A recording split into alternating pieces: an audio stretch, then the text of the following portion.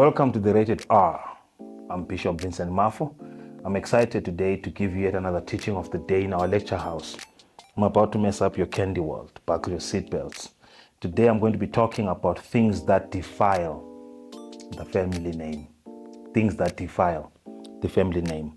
And one thing that I know is that names are currencies. Names are spiritual codes. The good book says that a good name is better than gold, because a name is spiritual. A name is a code. And there are things that we can do that can mess up a family name. The family name is sacred because it doesn't belong to you. You are ancestral property. You literally belong to ancestors. When I say ancestors, I mean those that came before you. Your guides, your angels, your bloodline guardians, they guard the assignment of the bloodline. Every name and every family name represents something. When God designed families, there was an assignment. Now, there are things in the course of life that can literally defile the family name. Now, when the family name is defiled, you become a renegade, you become a tyrant within the bloodline episcopals. And in the corridors of time, you will always be Idlozelibi. You are the ancestor of tomorrow. 100 years from now, you will be referred to as an ancestor. And that which you do today determines the quality and the kind of vibration that you live. And you are a custodian of ancestral material. You need to proliferate the mission statement of the bloodline. Once you understand, understand, overstand why you are here. So when I talk about these things, please buckle your seatbelts, because many people are not teaching the rated R, raw, real truth of what things do in life. If you sleep with a prostitute, you defile the family name. Sex is sacred energy exchange. That's what sex is, sacred energy exchange. A prostitute is a dumping sperm bank of ghosts, of wayward souls. The womb of a prostitute is a hearse that literally a death wagon that carries wayward souls. And when a woman goes deaf to sex, because it is possible for a man to give you his body but not his heart. It is impossible for a woman to give you her body without giving you a heart. By the time women master the tapestry of separating their hearts from their bodies, they've mutated into something God did not create. Because a man can give you his body but not his heart. It is impossible unless a woman has been demonically mutated and trained to separate the two. Women receive, men give. When a man enters a woman, he leaves who he is in that woman. A prostitute is a mobile casket of lost souls that have dumped their misery in that woman. When a man goes and sleeps with a prostitute, he has betrayed his blood and he has defiled his name, and has literally introduced foreign spirits to begin to follow him, because a prostitute is a defiler. He who sleeps with a prostitute contaminates the family name. You must be cleansed. You cannot just be delivered. You must be cleansed, because prostitutes are defilers. They capture destiny. They discolor your glory. They can literally block your heavens and cause you to operate under closed heavens. So any man or woman who sleeps with a prostitute has defiled the family name. It's not just a sexual act. It is literally sacred energy exchange. Sex is an ancestral communication. Sex is soul exchange. And when you sleep with a prostitute, you defile the family name. If you sleep with a woman that aborted a child, because once a woman aborts a child, the womb becomes a tomb and she becomes a carrier of death. And if the woman is not cleansed, death lingers in her womb, and her womb is a tomb, and she carries a grave ngesinye, uphethe ukufa ngesinye. And if you sleep with her, you are defiled even as a man. Even if the child that was killed was not yours. If you sleep with a woman, and it's even worse if you sleep with a woman who freshly, the abortion was fresh, you are defiled and unclean. And you literally have defiled the family name, and you've got a death frequency in what you do. You literally have defiled yourself. Because a woman who has aborted a no-no, sleeping with someone's wife, is literally an application for death. Actually, a man who sleeps with another man's wife has forfeited the right to live. You are literally at the mercy of God and the husband. You forfeit the right to live when you sleep with someone's wife, because a wife is a knife.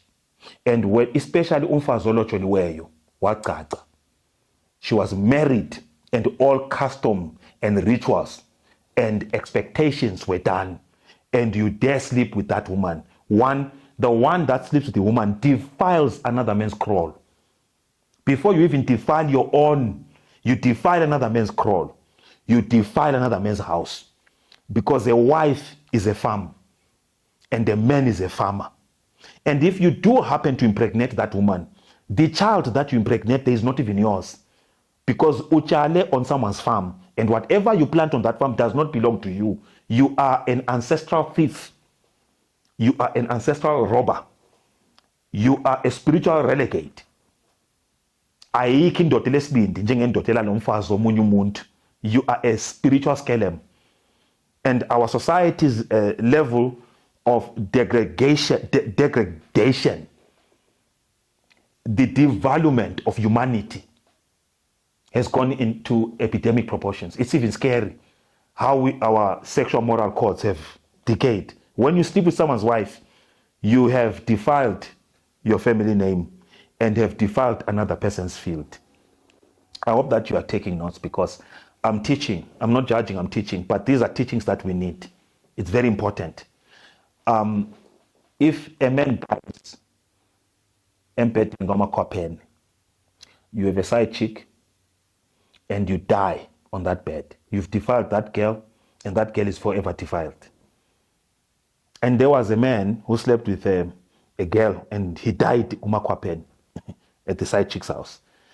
And they had to call the wife to remove the corpse, because only a wife has the spiritual rights to remove that corpse and the ambience of that man there. And the woman took a shambok and was cursing him and shouting at him and beating the corpse. But they allowed her to do that to appease their anger and quench her hurt, because that girl was defiled. An ambience of death has remained. There was no ritual to legitimize their relationship. There was no ritual to legitimize their sexuality. Who is she for him to die with her? That place itself is a crime scene. That whole place itself is a crime scene. Number 5, sleeping with a corpse will defile a family name. It's an aberration. We call that necrophilia. It defiles, it breaks the laws of spirituality. It contaminates your genetics. It mutates your vibrational frequency when you sleep with a corpse. Necrophilia, the ability to sleep with something dead. It will defile your surname. It defiles your soul. You cannot sleep with a corpse. There are people that have got strange psychosis and psychological disorders where they are literally stimulated by dead things. And when you sleep with a corpse, you literally defile the family name. As terrible as it may sound, that sleeping with a corpse, necrophilia, is bad. There are some people listening to me right now who are sleeping with dead issues. What do you mean, Bishop? Every time you stress, you depress yourself. You lose sleep, you lose life, you lose fun, because you are thinking of something that happened in the past that's dead, but it still makes you sad, still makes you cry. You've not forgiven something that hurt you, that broke you, and you still reminisce on something in the past. You are sleeping with the past. You are romancing a stone. You are literally being intimate with something that cannot reciprocate. That is spiritual necrophilia. And it is as equally spiritually defiling as physical necrophilia does. These are very heavy stuff. Rape. If you rape and if you are raped, both of those literally defile a family name. Rape. The one that is raped and the one that is raping, the victim and the perpetrator, both become defiled. Rape is literally vandalizing a person's spirit. It is weaponizing sex to break another person, and it opens the door for foul spirits to access the one that is raped. Spirits of lust, spirits of promiscuity, spirits of rage, spirits of anger, and so forth and so forth. Because rape opens the soul to allow all toxic spirits to access the person being raped. So a person that rapes a human being is a murderer in the spirit, because to rape a person is to kill and murder a person's soul and leave a dead woman walking or a dead man walking. So rape defiles, it literally pollutes, and all these require a cleansing more than a deliverance. And I know that the church loves talking about deliverances which lead to nothing. Without a ritual, a spirit cannot participate in anything. The word spiritual is a two-compound word of ritual and spirit. And when you put them together, it's a spirit and ritual. That becomes spiritual, which means a ritual seduces a spirit. A ritual solicits a spirit. A ritual invites a spirit to participate on the invocation and invitation. So any spiritual person that does not have a ritual to back up their profession is literally spiritually masturbating in their mind. It's a fallacy. It is a form of godliness. It's a form of power, but denies therefore the actual manifestation, because these are things that are very important, and we have walked away from these things. Incest defiles. Incest, when relatives meet, conjugate, when people are relatives sleep, first cousins sleeping together, impregnating even in some strange occasions. It defiles. You cannot sleep with your sister. You cannot sleep with your mother. You cannot sleep with your father. Even genetically, it's not allowed. For you to see your father's nakedness, for you to see your mother's nakedness uncovers you. You must never see your father naked. A girl seeing the nakedness of the father uncovers her spiritually. It uncovers you. But incest defiles. Incest defiles. I can go on and on and on. Sleeping with an animal defiles and desecrates a family name. It pollutes it. Invites animalism in humanity. It invites animal instincts in human sexuality, sensuality. You must understand that when a human being is an animal, different speciesmanship. You cannot yoke with a speciesmanship that's not yours. To sexually exchange soul ties with a dog, with a chicken, with a goat, literally is a form of witchcraft, and literally introduces very somber, dark spirits. And if you've done such a thing, literally, you have to be cleansed. Abortion will pollute you. Abortion will defile the family name. Abortion is literally an ancestral crime, because that child that you're killing belongs to a particular ancestry, and you have no right to kill that child without the permission of the ancestry. It defiles your womb. It changes the life settings to become a death wagon. It literally makes the womb a tomb. So abortion definitely will defile a family surname. When you lowball another man's child, let's say you get married to a woman and you like the child, she's with child, and then you lowball the woman, you don't do that. Luani Ngani is not yours and cannot be lowballed under any circumstance. Ingani yabo malume, you have no right, sir, to marry another man's child. Ngobo malume, leave. Love the woman, but don't be romantically stupid.